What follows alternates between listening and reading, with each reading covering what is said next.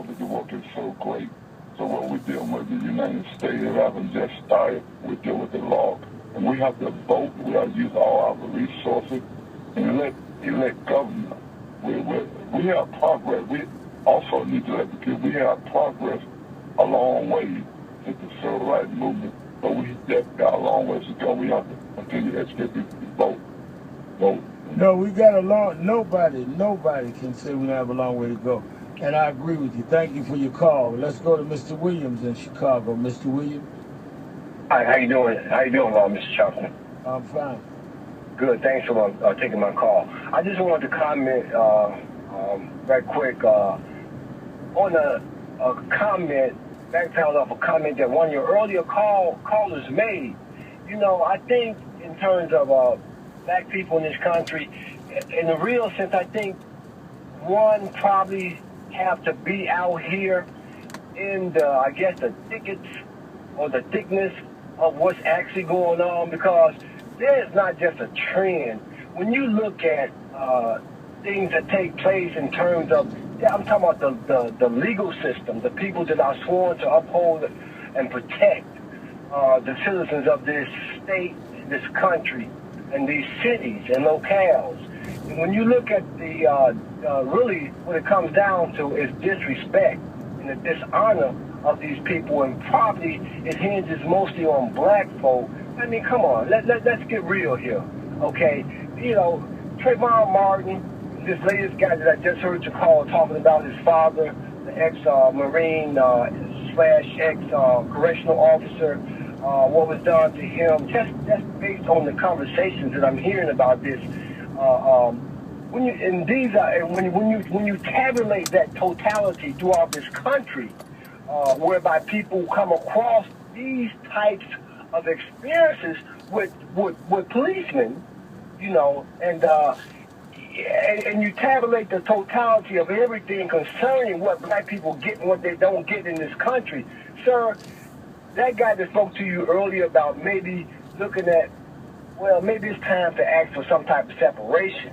And when you look at the inequalities in terms of the court system and in terms of even employment and healthcare, you know, well, Reverend, there may be something to what this guy is saying, because I have for at least the last 10 years. But let me say this.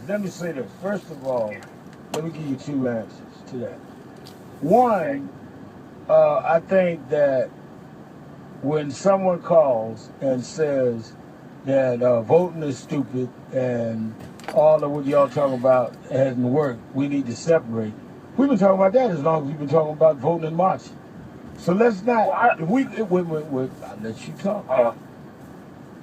If we're going to have an honest discussion, let's be honest. All of us have been talking about a lot of this a long time.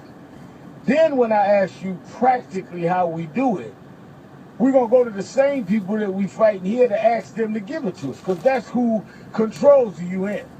Same people. My problem, Mr. Williams, is that if Trayvon Martin's family called me, which they did, or Sean Bell or whoever, my response to them can be, you know what, we need to go to World Court and get another sovereignty. How does that answer their case? How does that respond to their pain?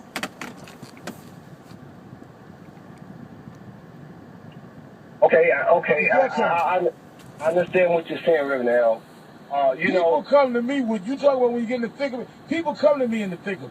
My response to them can be, you know what, we should just go to the UN and then we'll figure out in the next few years how we're going to have a new system and how we're going to do whatever. Don't worry about your son. I'm not prepared to say that.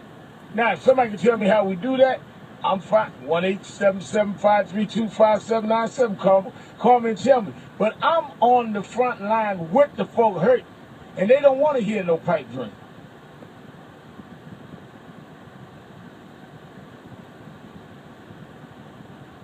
His mother and father's son is dead. They don't hear no theory about the World Court. Let's go to Chris in Detroit. Chris. Hey, Reverend Al Sharpton. First and foremost, thank you. Thank you very much for allowing us this platform to talk and for listening to us and being on the front line yourself. I really appreciate it. I called because I want your opinion, and I'm going to speak on what the last gentleman was speaking about and the caller that he spoke about. No way, shape, or form do I support separating. Something you're on. That is a pipe dream, okay? But what I do support, or what I would like to possibly talk about is boycotting.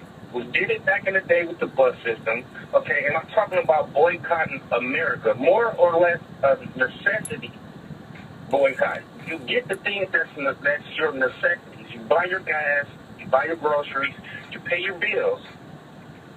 Outside of that, don't do nothing in this country, because if you really want to hurt them, you hurt them in their pocketbooks. Okay, we're the number one, number two consumers in this country.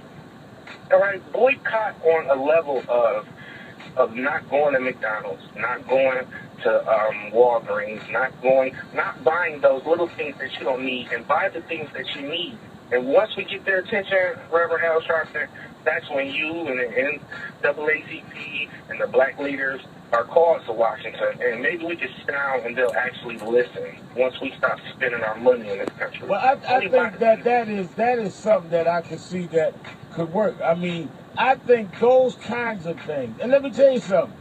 And I'm not against a discussion on separation, but I'm saying you do not have to denounce everybody else's tactics to put yours on the table. You don't call people and say, whatever y'all talking about is nonsense, listen to me, and then you can't even explain what you're talking about. Thank you for your call. We'll be right. No, I know you didn't. That's why I jumped on the brother where I did. He's going to call in, and everything we're doing is wrong. But listen to me. Okay, fine, I'll listen to you. How do we... I don't know. We had to figure it out. We're smart enough. Keeping it real. Sharpton. We'll be right back.